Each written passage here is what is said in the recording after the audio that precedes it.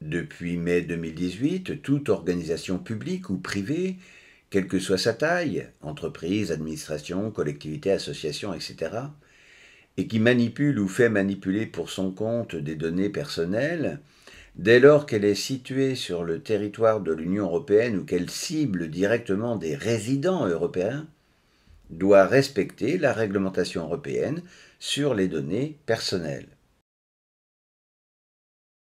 Les données visées par le règlement sont celles qui permettent d'identifier directement une personne ou de manière indirecte par croisement ou association, analyse. Ainsi, à titre d'exemple, une adresse de courrier électronique est une donnée personnelle, car elle fait apparaître l'identité de son titulaire.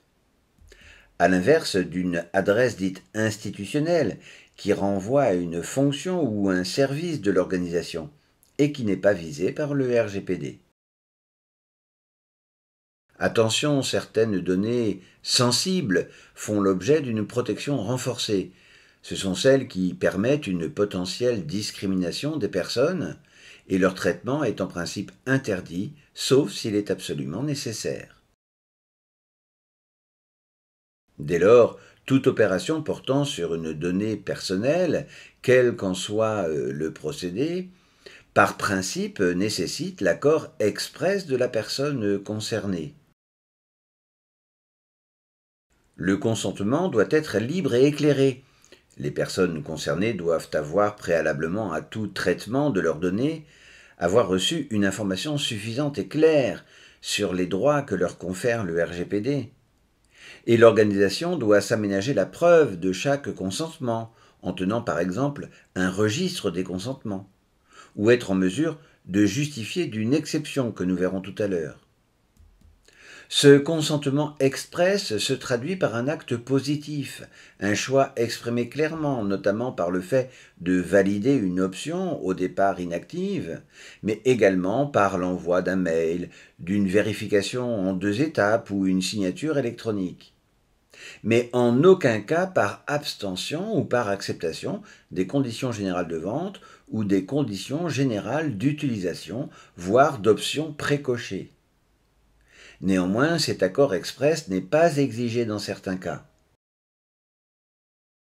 notamment pour le bon accomplissement d'obligations contractuelles, comme la gestion informatique des impayés, la livraison des commandes, ou alors le bon déroulement auprès des usagers d'une mission de service public, comme la gestion informatique des élèves ou des allocataires. Une obligation imposée par la loi, comme le fichage des délinquants sexuels. Dans le cadre des intérêts commerciaux ou de sécurité interne d'une organisation sans que cela ne constitue pour autant une atteinte importante aux droits des personnes, la sécurité des réseaux informatiques, la gestion du personnel. Et enfin, les intérêts de la personne concernée lorsque sa vie en dépend, comme la gestion d'une épidémie ou une urgence médicale. Attention cependant, le traitement à des fins de prospection commerciale concernant les clients de l'organisation ne nécessite pas leur accord express, mais uniquement pour les produits identiques ou similaires à ceux que l'organisation leur a déjà fournis.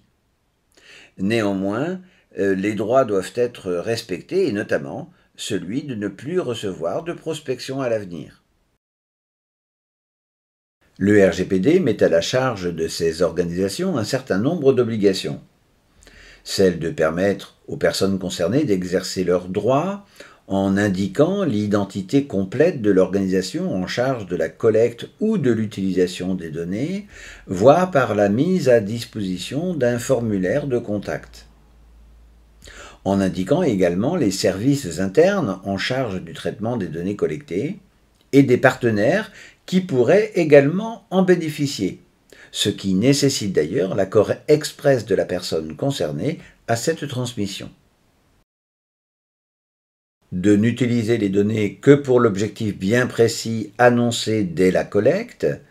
Ainsi, à l'occasion d'un achat sur Internet, la collecte des données de carte de paiement n'a que pour objectif la réalisation du paiement en ligne. Le traitement, par ailleurs, devant être conforme aux missions de l'organisation, car tout traitement détourné ou disproportionné pourrait être sanctionné. L'organisation doit également indiquer la durée pendant laquelle elle va conserver les données collectées. Mais il revient au responsable du traitement de définir celle-ci, sans pour autant dépasser la durée nécessaire à la réalisation de l'objectif pour lequel la donnée a été collectée. À la suite de quoi, elle doit être définitivement supprimée ou faire l'objet d'un archivage intermédiaire et sécurisé pour des raisons juridiques, comme des délais de recours, des obligations légales de conservation, voire même pratiques avec l'accord des intéressés. Mais quoi qu'il en soit, à terme, toute donnée doit être supprimée ou anonymisée. En reprenant l'exemple de la vente en ligne, une fois le paiement effectué, les données de carte bancaire devraient rapidement être supprimées ou alors archivées, par exemple en cas de recours du client ou d'abonnement ou de facilité d'utilisation du compte client à l'avenir. Mais tôt ou tard, l'abonnement fini, le délai de recours épuisé ou à l'expiration de la validité de la carte, les données devront être supprimées ou anonymisées. La loi peut malgré tout indiquer des durées maximales de conservation des données, dont certains exemples figurent ici.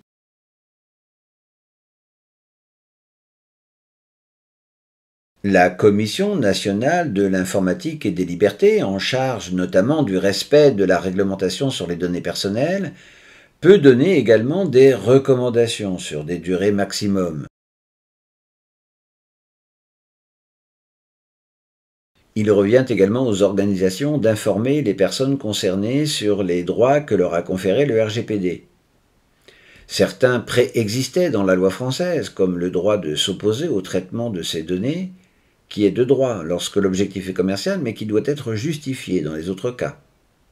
Le droit d'accéder aux informations détenues pour pouvoir les modifier ou les compléter.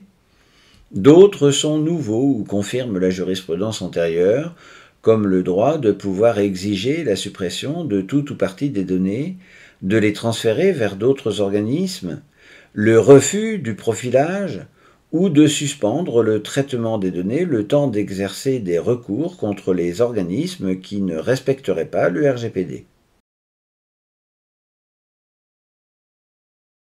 Enfin, diverses obligations pèsent sur les organisations, comme la tenue d'un registre des fichiers de données ou un registre des consentements ou des incidents, d'assurer la sécurité physique et logique des données, notamment par une gestion stricte des mots de passe ou en déclarant tout incident sur les fichiers détenus, nommer un délégué à la protection des données personnelles lorsque le volume des données traitées est important, délégué qui va conseiller l'organisation, être le lien avec la Commission nationale de l'informatique et des libertés et l'interlocuteur des personnes concernées, et enfin, rendre compte du respect du RGPD, notamment auprès de la CNIL.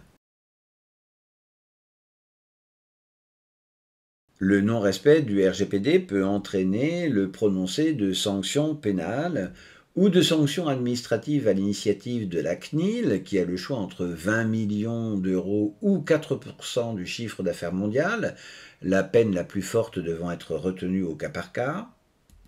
Et enfin, des sanctions civiles au profit des personnes concernées qui auraient subi un préjudice.